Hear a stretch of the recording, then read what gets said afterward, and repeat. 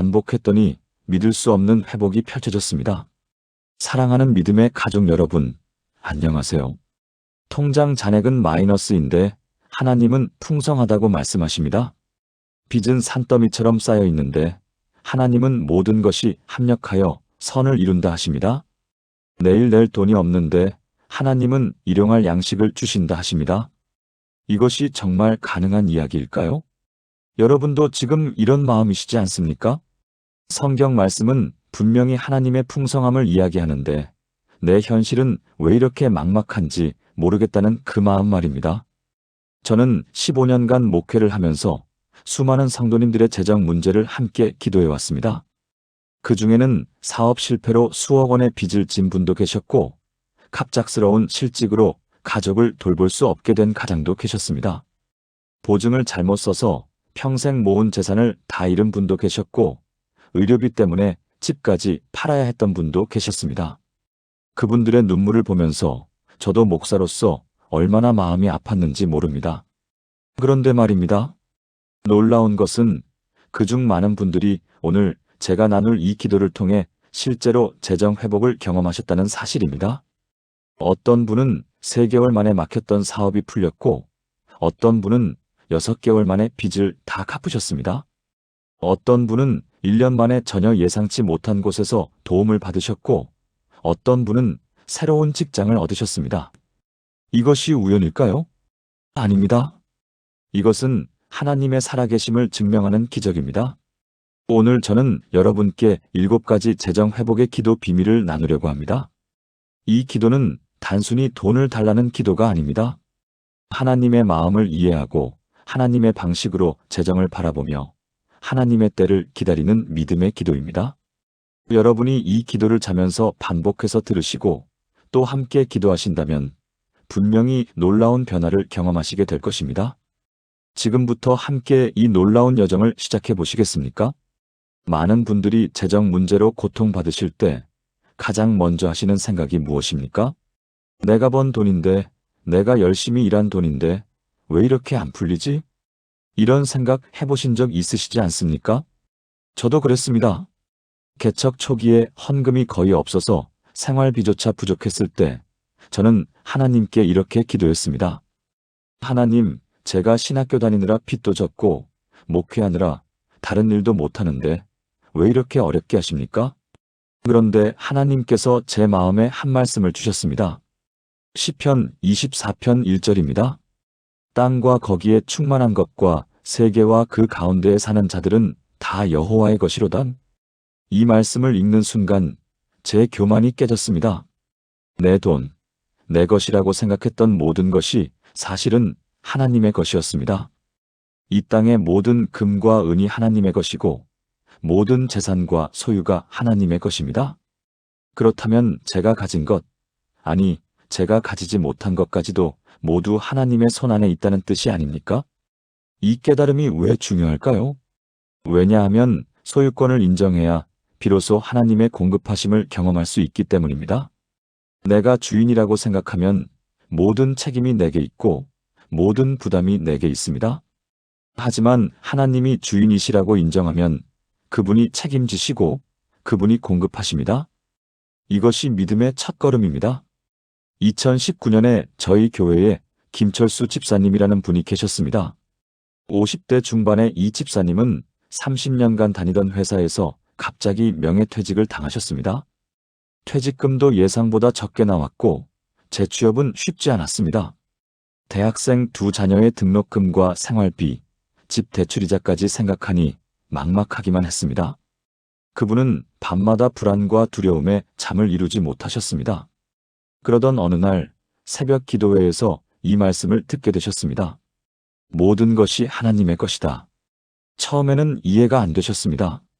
내 집도, 내 자녀도, 내 미래도 다 하나님 것이라고? 그럼 나는 뭡니까? 하지만 말씀을 묵상하면서 깨닫기 시작하셨습니다. 자신이 30년간 회사를 다닐 수 있었던 것도 하나님의 은혜였고 자녀들이 건강하게 자란 것도 하나님의 은혜였습니다. 지금 이 어려움 속에서도 숨 쉬고 있는 것, 가족이 함께 있는 것, 모두가 하나님의 은혜였습니다. 그분은 무릎을 꿇고 기도하기 시작하셨습니다. 하나님, 제가 교만했습니다. 모든 것이 제 힘으로 된 줄 알았습니다. 이제 고백합니다. 제 인생도 제 재정도 모든 것이 하나님의 것입니다. 제가 주인 노릇하려 했던 것을 용서해 주십시오. 이제부터는 하나님이 주인 되어 주십시오. 이 기도를 드린 후 집사님의 마음에 놀라운 평안이 찾아왔습니다. 불안과 초조함 대신 하나님이 책임지실 것이다라는 확신이 생겼습니다. 그리고 3주 후 예상치 못한 일이 일어났습니다. 15년 전에 도와주었던 후배가 연락을 해왔습니다. 그 후배가 이제 회사를 운영하는데 집사님의 경력과 경험이 꼭 필요하다는 것이었습니다. 조건도 이전보다 좋았고 집에서 가까운 곳이었습니다. 집사님은 눈물을 흘리며 하나님께 감사 기도를 드렸습니다. 사랑하는 성도 여러분, 이것이 소유권 인정의 능력입니다. 내가 주인 될 때는 내 힘으로 해결해야 하지만 하나님이 주인 되실 때는 하나님이 해결하십니다. 오늘 밤부터 이렇게 기도해 보십시오.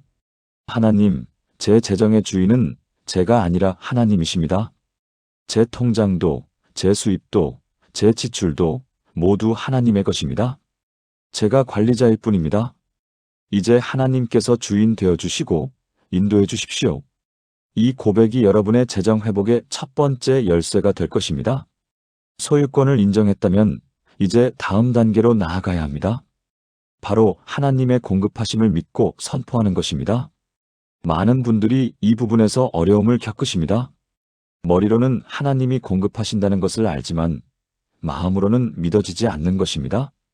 통장 잔액을 보면 불안하고 고지서를 보면 두려운 것입니다. 그런 경험 있으시지 않습니까? 그런데 여러분, 성경은 우리에게 무엇이라고 말씀하십니까? 빌립보서 4장 19절을 함께 읽어보겠습니다. 나의 하나님이 그리스도 예수 안에서 영광 가운데 그 풍성한 대로 너희 모든 쓸 것을 채우시리라. 이 말씀을 주목해 보십시오. 나의 하나님이라고 했습니다. 남의 하나님이 아니라 바로 나의 하나님이십니다. 채우시리라고 했습니다. 과거형이 아니라 미래형입니다. 아직 채우지 않으셨어도 반드시 채우실 것이라는 확신의 선포입니다. 풍성한 대로라고 했습니다. 우리의 부족한 대로가 아니라 하나님의 풍성한 대로 채우신다는 뜻입니다. 이 말씀이 사도 바울이 어떤 상황에서 쓴 것인지 아십니까?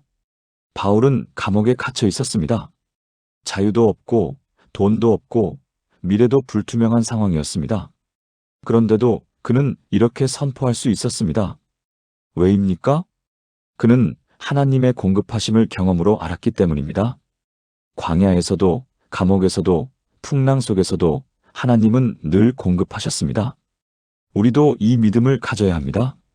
상황을 보고 말하는 것이 아니라 말씀을 보고 선포하는 것입니다. 이것이 믿음의 기도입니다. 2020년 코로나로 온 나라가 어려웠던 시기입니다. 저희 교회 박영숙 권사님은 작은 식당을 운영하고 계셨습니다. 손님이 끊기면서 매출이 70% 이상 떨어졌습니다. 임대료와 인건비는 그대로인데 수입은 턱없이 부족했습니다.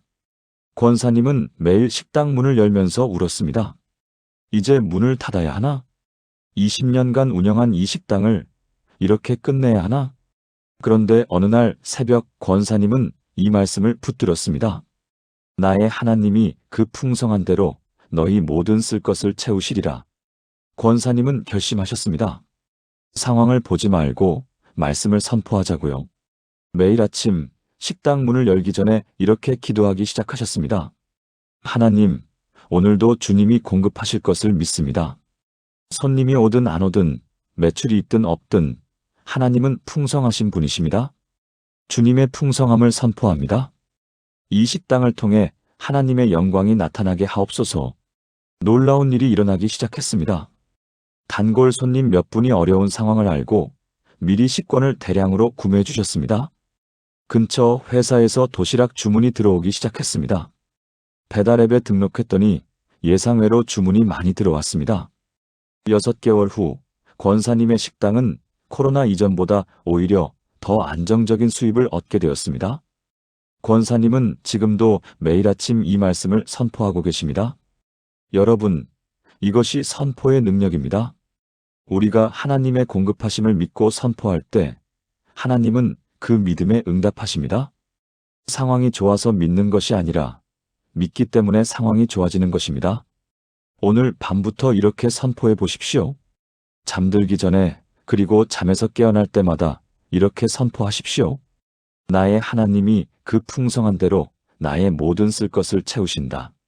내일도 모레도 평생 하나님은 나를 책임지신다. 하나님의 공급하심을 믿고 선포한다. 이 선포가 여러분의 재정에 하늘문을 여는 두 번째 열쇠가 될 것입니다. 소유권을 인정하고 공급하심을 선포했다면 이제 세 번째 단계입니다. 바로 감사와 찬양의 기도입니다. 목사님, 감사요? 지금 빚에 허덕이고 내일 당장 낼 돈이 없는데 무엇을 감사하라는 겁니까? 이렇게 물으시는 분들이 계십니다. 그 마음 충분히 이해합니다. 현실이 너무 어려우면 감사가 나오지 않는 것이 사람의 마음입니다. 그런데 말입니다. 성경은 우리에게 무엇이라고 말씀하십니까? 데살로니가전서 5장 16절부터 18절까지 함께 읽어보겠습니다. 항상 기뻐하라. 쉬지 말고 기도하라. 범사에 감사하라. 이것이 그리스도 예수 안에서 너희를 향하신 하나님의 뜻이니라. 여기서 주목할 단어가 있습니다. 범사에 감사하라. 모든 일에 감사하라는 뜻입니다. 좋은 일만 감사하라는 것이 아니라 어려운 일 속에서도 감사하라는 것입니다. 왜 그럴까요? 왜 하나님은 어려운 상황에서도 감사하라고 하실까요? 그 이유는 간단합니다. 감사는 우리의 시선을 바꾸기 때문입니다. 우리가 부족한 것을 볼 때는 불평과 원망이 나옵니다. 하지만 우리가 가진 것을 볼 때는 감사가 나옵니다. 그리고 감사가 나올 때 하나님의 역사가 시작됩니다. 이것은 영적 법칙입니다. 불평과 원망은 하늘 문을 닫지만 감사와 찬양은 하늘 문을 엽니다. 구약 성경을 보십시오. 이스라엘 백성이 광야에서 불평할 때는 어떻게 되었습니까?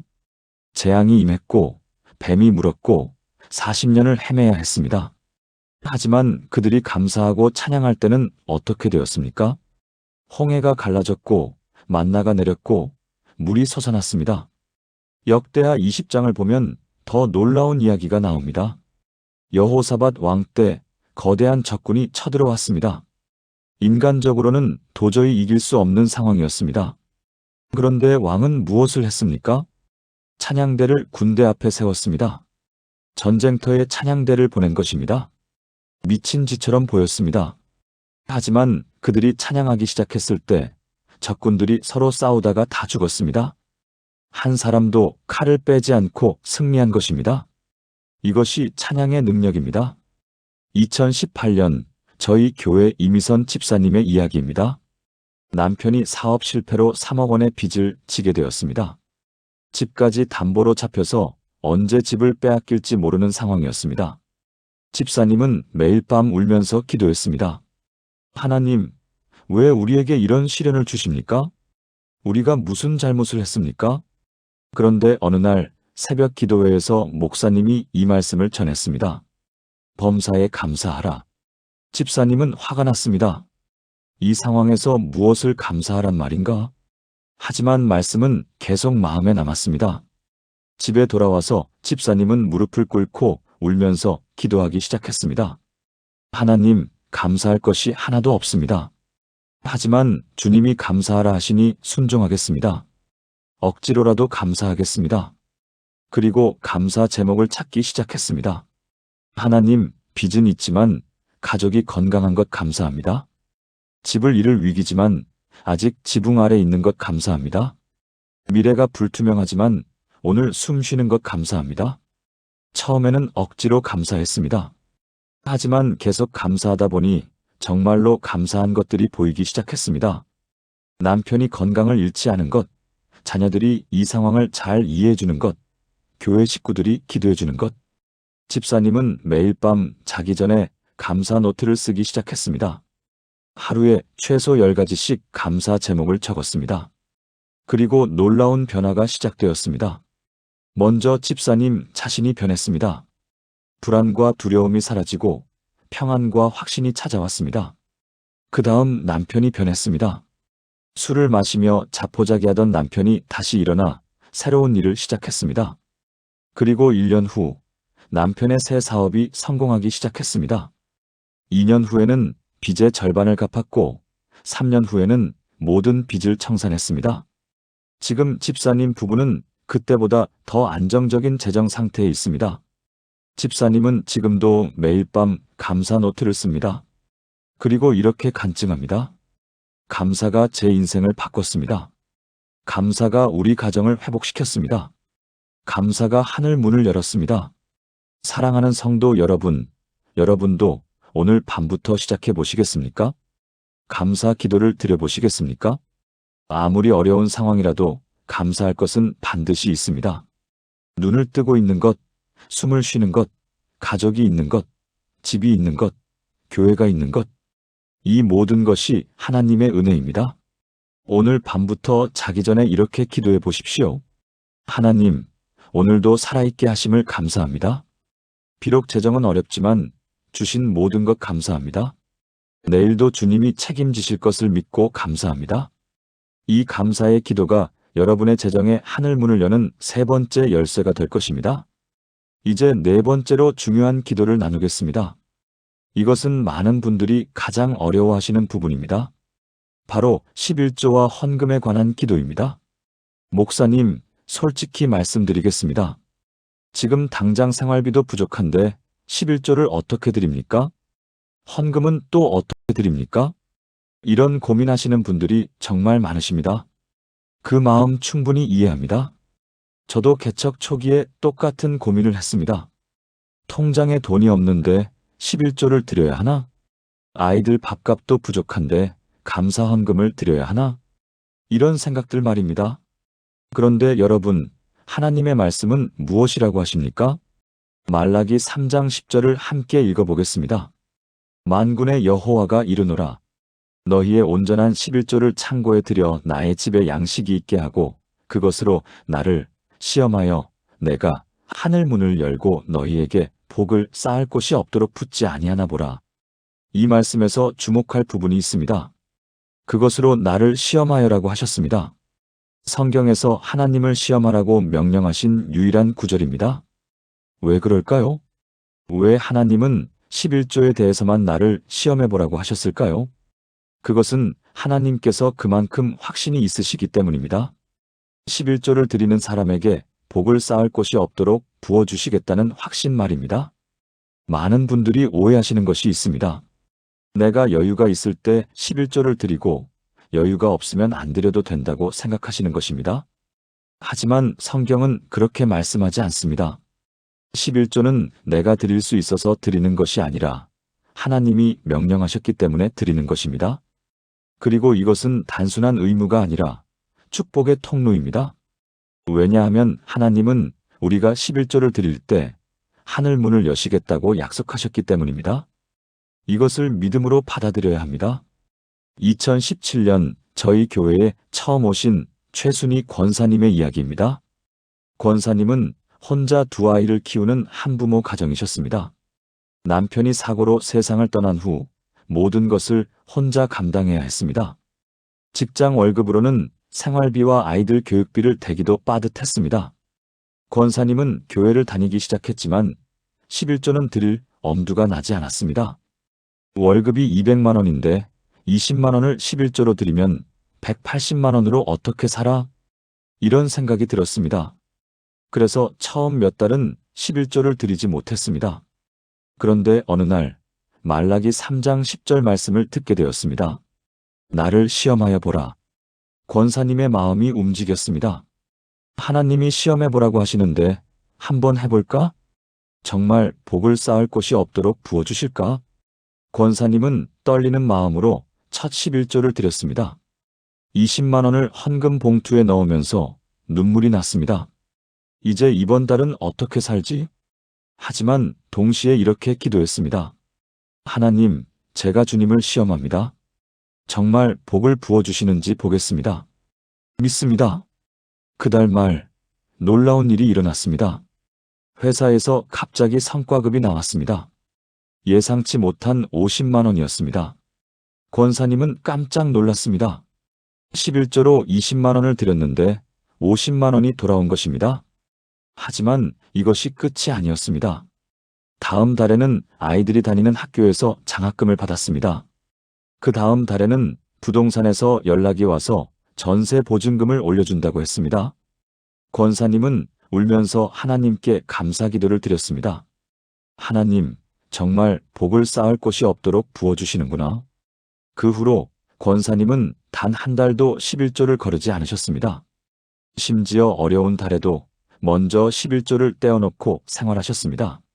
그리고 지금 5년이 지난 후 권사님의 재정 상태는 완전히 달라졌습니다. 급여도 올랐고 아이들도 장학금으로 대학을 다니고 있습니다. 저축도 생겼고 집도 한 평 더 넓은 곳으로 이사했습니다. 권사님은 지금도 간증합니다. 11조가 제 재정을 살렸습니다. 11조가 하늘 문을 열었습니다. 사랑하는 성도 여러분, 11조는 손해가 아닙니다. 11조는 투자입니다. 하나님 나라에 드리는 가장 확실한 투자입니다. 그리고 하나님은 절대로 우리에게 빚지시지 않으십니다. 우리가 드린 것보다 훨씬 더 풍성하게 갚아주십니다. 물론 항상 돈으로만 갚아주시는 것은 아닙니다. 때로는 건강으로, 때로는 관계로, 때로는 기회로 갚아주십니다. 하지만 분명한 것은 하나님은 반드시 갚아주신다는 것입니다. 오늘 밤부터 이렇게 기도해 보십시오. 하나님, 제가 11조를 드립니다. 이것으로 주님을 시험합니다.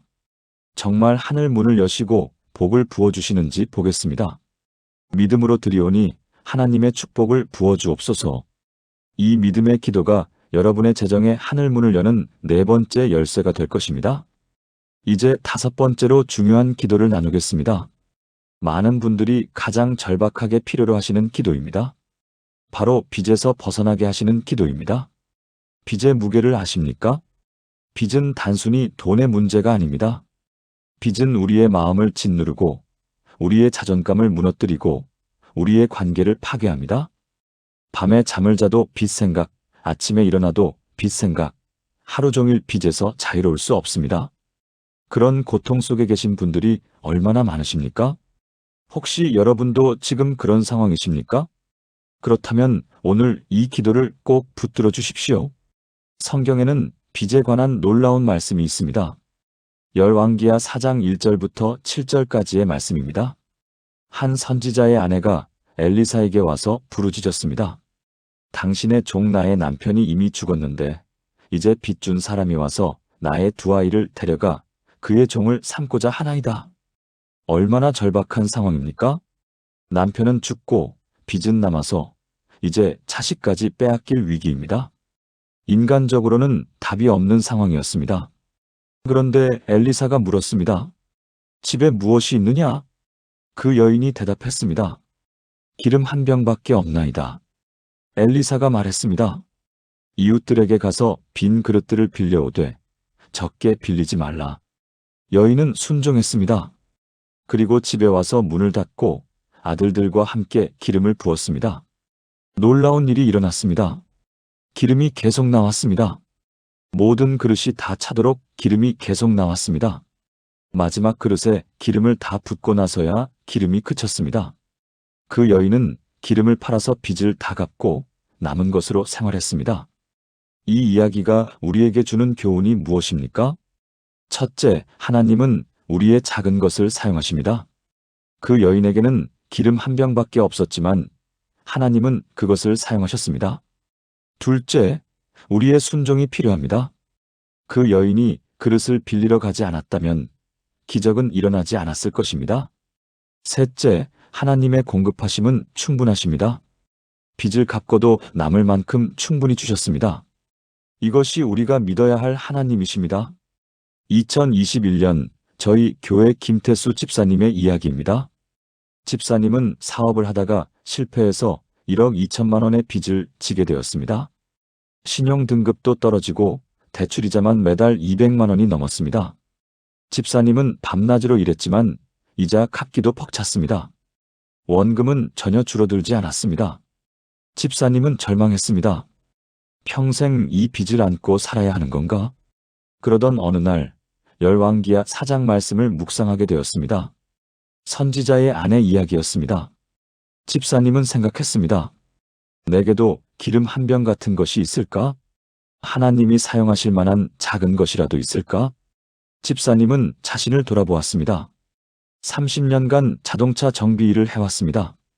비록 사업은 실패했지만 기술은 여전히 있었습니다. 집사님은 기도하기 시작했습니다. 하나님, 제게는 이 기술밖에 없습니다. 이것을 사용하시옵소서. 이것으로 빚을 갚게 하시옵소서. 집사님은 작은 착오를 하나 얻어서 다시 시작했습니다. 이번에는 욕심 부리지 않고 정직하게, 친절하게 일했습니다. 그리고 매일 밤 이렇게 기도했습니다. 하나님, 오늘 번 돈으로 빚을 갚게 하소서. 하루에 10,000원씩이라도 좋으니 빚을 갚게 하소서. 놀라운 일이 시작되었습니다. 입소문이 나면서 손님이 점점 늘어났습니다. 큰 차를 고치는 일도 들어오기 시작했습니다. 처음에는 한 달에 50만 원씩 빚을 갚았습니다. 6개월 후에는 한 달에 100만 원씩 갚을 수 있었습니다. 1년 후에는 한 달에 200만 원씩 갚았습니다. 그리고 놀랍게도 5년 만에 1억 2천만 원의 빚을 다 갚았습니다. 집사님은 눈물을 흘리며 하나님께 감사 기도를 드렸습니다. 하나님, 불가능해 보였던 이 빚을 다 갚게 하셨습니다. 주님의 은혜입니다. 지금 집사님은 빚 없이 살고 계시며 오히려 어려운 사람들을 돕고 계십니다. 사랑하는 성도 여러분, 여러분의 빚이 얼마입니까? 1천만 원입니까? 5천만 원입니까? 1억입니까? 그 이상입니까? 숫자가 문제가 아닙니다. 중요한 것은 하나님의 능력입니다. 하나님은 우리의 작은 것을 사용하셔서 큰 빚을 갚게 하실 수 있습니다. 하나님은 불가능을 가능으로 바꾸시는 분이십니다. 오늘 밤부터 이렇게 기도해 보십시오. 하나님, 제게는 빚이 있습니다. 인간적으로는 갚을 방법이 없습니다. 하지만 주님은 능력이 있으십니다. 제게 있는 작은 것을 사용하시옵소서. 이것으로 빚을 갚게 하시옵소서. 선지자의 아내에게 행하신 것처럼 저에게도 행하여 주옵소서. 그리고 여러분 손에 있는 것을 사용하십시오. 기술이든 경험이든 시간이든 무엇이든 하나님께 드리십시오. 하나님은 그것을 사용하셔서 여러분을 빚에서 자유롭게 하실 것입니다. 이 기도가 여러분의 재정의 하늘문을 여는 5번째 열쇠가 될 것입니다. 이제 6번째 기도를 나누겠습니다. 이것은 재정 문제의 근본적인 해결을 위해 꼭 필요한 기도입니다. 바로 지혜로운 청지기로 살게 하시는 기도입니다. 많은 분들이 재정 문제로 고통받으시는 이유가 무엇일까요? 수입이 적어서일까요? 물론 그것도 한 가지 이유일 수 있습니다. 하지만 더 근본적인 이유는 지혜롭지 못한 관리 때문인 경우가 많습니다. 돈이 들어와도 어디로 새어나가는지 모르고 계획 없이 쓰다 보니 늘 부족한 것입니다. 성경은 우리를 청지기라고 부릅니다. 청지기가 무엇입니까? 주인의 재산을 맡아 관리하는 사람입니다. 우리는 하나님의 재산을 맡은 청지기입니다. 그렇다면 우리는 지혜롭게 관리해야 할 책임이 있습니다. 누가복음 16장 10절을 함께 읽어보겠습니다. 지극히 작은 것에 충성된 자는 큰 것에도 충성되고 지극히 작은 것에 불의한 자는 큰 것에도 불의하니라. 이 말씀이 재정에도 적용됩니다. 작은 돈을 지혜롭게 관리하는 사람이 큰 돈도 지혜롭게 관리할 수 있습니다. 반대로 작은 돈을 함부로 쓰는 사람은 큰 돈이 생겨도 결국 다 잃게 됩니다. 그렇다면 지혜로운 청지기는 어떻게 살아야 할까요? 첫째, 계획을 세워야 합니다. 잠언 21장 5절은 말씀합니다. 부지런한 자의 경영은 풍족함에 이를 것이나 조급한 자는 궁핍함에 이를 따름이니라. 수입과 지출을 파악하고 예산을 세우고 계획대로 실천해야 합니다. 둘째, 저축을 해야 합니다. 잠언 21장 20절은 말씀합니다. 지혜 있는 자의 집에는 귀한 보배와 기름이 있으나 미련한 자는 이것을 다 삼켜버리느니라. 아무리 적은 금액이라도 꾸준히 저축하는 습관이 중요합니다. 셋째, 빚을 피해야 합니다. 잠언 22장 7절은 말씀합니다. 부자는 가난한 자를 주관하고 빚진 자는 채주의 종이 되느니라. 불필요한 빚을 지지 말고 있는 빚은 최대한 빨리 갚아야 합니다. 2019년 저희 교회 정민호 집사님 부부의 이야기입니다. 집사님 부부는 맞벌이를 하는데도 늘 돈이 부족했습니다. 월급이 400만 원 정도 되었는데 매달 통장이 비었습니다. 저축은커녕 카드값 내기도 빠듯했습니다. 우리가 뭘 그렇게 많이 쓰나?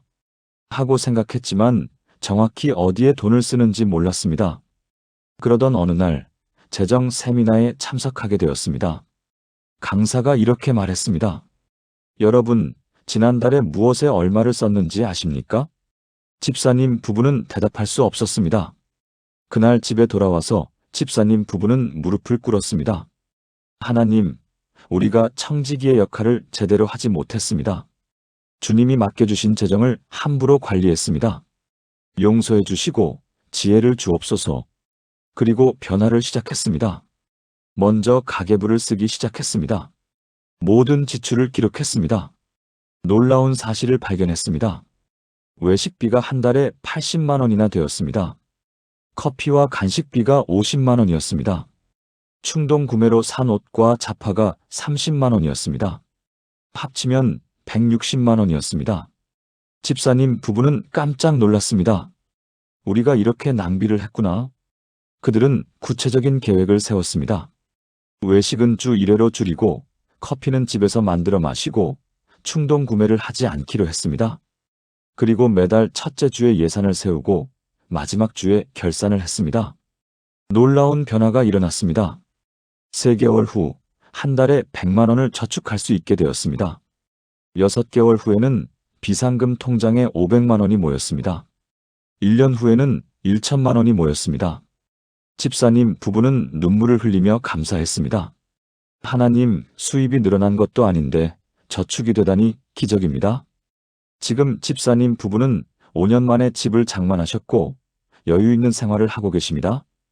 집사님은 이렇게 간증합니다. 지혜로운 관리가 우리 재정을 살렸습니다. 하나님이 주신 지혜로 청지기의 삶을 살게 되었습니다. 사랑하는 성도 여러분, 여러분은 어떠십니까? 여러분의 재정을 지혜롭게 관리하고 계십니까? 지난달에 무엇에 얼마를 썼는지 아십니까? 이번 달 예산은 세우셨습니까? 혹시 무계획적으로 쓰고 계시지는 않습니까? 오늘부터 변화를 시작하십시오. 가계부를 쓰십시오. 예산을 세우십시오. 저축을 시작하십시오. 작은 실천이 큰 변화를 만듭니다. 오늘 밤부터 이렇게 기도해 보십시오. 하나님, 저를 지혜로운 청지기로 살게 하옵소서. 주님이 맡겨주신 재정을 지혜롭게 관리하게 하옵소서. 계획을 세우고 저축하며 빚을 피하게 하옵소서. 작은 것에 충성하여 큰 것도 맡게 하옵소서. 이 기도가 여러분의 재정의 하늘문을 여는 6번째 열쇠가 될 것입니다. 마지막으로 7번째 기도를 나누겠습니다. 이것은 가장 중요하면서도 가장 어려운 기도입니다. 바로 하나님의 때를 기다리는 기도입니다. 우리는 급합니다. 당장 내일 낼 돈이 없으면 당장 해결되기를 원합니다. 이번 달 월세가 밀리면 이번 달 안에 해결되기를 바랍니다. 그런데 하나님의 시간표는 다릅니다. 하나님은 우리의 시간표대로 움직이지 않으십니다. 하나님은 당신의 완벽한 때에 응답하십니다. 이것을 이해하고 받아들이는 것이 참 어렵습니다. 그렇지 않습니까? 전도서 3장 1절을 함께 읽어보겠습니다. 천하의 범사가 기한이 있고 모든 목적이 이룰 때가 있나니 하나님께는 모든 것의 때가 있습니다. 심을 때가 있고 거둘 때가 있습니다. 울 때가 있고 웃을 때가 있습니다. 잃을 때가 있고 얻을 때가 있습니다. 지금은 어려운 때일 수 있습니다. 하지만 분명히 회복의 때가 올 것입니다. 문제는 우리가 그 때를 기다릴 수 있느냐는 것입니다. 조급함 속에서 잘못된 선택을 하지 않느냐는 것입니다. 성경에는 기다림의 축복을 보여주는 많은 이야기가 있습니다. 아브라함은 25년을 기다렸습니다. 하나님이 아들을 주시겠다고 약속하신 후 25년을 기다려서 이삭을 얻었습니다. 요셉은 13년을 기다렸습니다. 형들에게 팔려간 후 13년 만에 총리가 되었습니다. 다윗은 15년을 기다렸습니다. 기름 부음을 받은 후 15년 만에 왕이 되었습니다. 이 사람들의 공통점이 무엇입니까? 그들은 기다리는 동안 포기하지 않았습니다. 원망하지 않았습니다. 하나님을 신뢰했습니다. 그리고 결국 하나님의 때가 되었을 때 그들은 풍성한 축복을 받았습니다. 시편 27편 14절은 말씀합니다. 여호와를 기다릴지어다. 강하고 담대하며 여호와를 기다릴지어다. 기다리라는 명령이 2번 나옵니다. 그만큼 중요하다는 뜻입니다. 그리고 기다리는 동안 강하고 담대하라고 하십니다. 왜냐하면 기다림은 쉬운 일이 아니기 때문입니다. 기다림은 우리의 믿음을 시험합니다. 기다림은 우리의 인내를 연단합니다. 기다림은 우리를 성숙하게 만듭니다. 2016년 저희 교회 안영수 집사님의 이야기입니다. 집사님은 작은 회사를 운영하고 계셨는데 큰 거래처를 이루면서 어려움에 빠졌습니다. 매출이 70% 이상 떨어졌고 직원 월급을 주기도 어려웠습니다. 집사님은 필사적으로 새로운 거래처를 찾았습니다. 이곳저곳 문을 두드렸지만 다 막혔습니다. 6개월이 지나도 해결되지 않았습니다. 1년이 지나도 상황은 나아지지 않았습니다. 집사님은 힘들었습니다. 하나님, 언제까지 기다려야 합니까? 정말 응답해 주실 겁니까? 그러던 어느 날 새벽 기도회에서 이 말씀을 들었습니다. 여호와를 기다릴지어다. 집사님은 무릎을 꿇고 울었습니다. 하나님, 제가 조급했습니다. 제 때에 응답받으려 했습니다. 이제 주님의 때를 기다리겠습니다. 언제가 되든 주님의 때를 신뢰하겠습니다. 그 후로 집사님은 조급함을 내려놓았습니다. 대신 매일 이렇게 기도했습니다. 하나님, 오늘도 주님의 때를 기다립니다. 주님의 때가 가장 좋은 때임을 믿습니다. 놀랍게도 그 기도를 시작한 지 2주 후 전화가 왔습니다. 5년 전에 만났던 사람이었습니다. 그분이 새로운 사업을 시작하는데 집사님 회사와 협력하고 싶다는 것이었습니다. 거래 규모는 예전 거래처보다 훨씬 컸습니다. 집사님은 눈물을 흘리며 하나님께 감사했습니다. 하나님, 제 때가 아니라 주님의 때가 맞았습니다. 제가 원했던 것보다 훨씬 더 좋은 것을 주셨습니다. 지금 집사님 회사는 예전보다 훨씬 안정적으로 운영되고 있습니다. 집사님은 이렇게 간증합니다. 기다림이 저를 변화시켰습니다. 하나님의 때가 가장 완벽한 때였습니다. 사랑하는 성도 여러분, 혹시 지금 기다리는 중이십니까? 기도했는데 응답이 없어 보이십니까? 몇 달째, 아니 몇 년째 같은 문제로 고통받고 계십니까? 포기하지 마십시오. 하나님은 지금도 일하고 계십니다. 우리 눈에 보이지 않아도 하나님은 일하고 계십니다. 우리가 느끼지 못해도 하나님은 준비하고 계십니다. 그리고 때가 되면 반드시 응답하실 것입니다. 그때는 우리가 상상했던 것보다 훨씬 더 좋은 것으로 응답하실 것입니다. 오늘 밤부터 이렇게 기도해 보십시오. 하나님, 제 때가 아니라 주님의 때를 기다립니다. 제가 원하는 방식이 아니라 주님의 방식을 신뢰합니다. 조급함을 내려놓고 주님을 의지합니다. 주님의 때가 가장 완벽한 때임을 믿습니다. 그날까지 강하고 담대하게 기다리겠습니다. 이 기도가 여러분의 재정의 하늘문을 여는 7번째 열쇠가 될 것입니다. 사랑하는 믿음의 가족 여러분, 지금까지 재정 회복의 7가지 기도를 함께 나누었습니다. 첫째, 하나님의 소유권을 인정하는 기도였습니다. 모든 것이 하나님의 것임을 고백하고 하나님이 주인 되심을 인정하는 기도였습니다. 둘째, 하나님의 공급하심을 선포하는 기도였습니다. 상황을 보지 말고 말씀을 붙들고 선포하는 기도였습니다.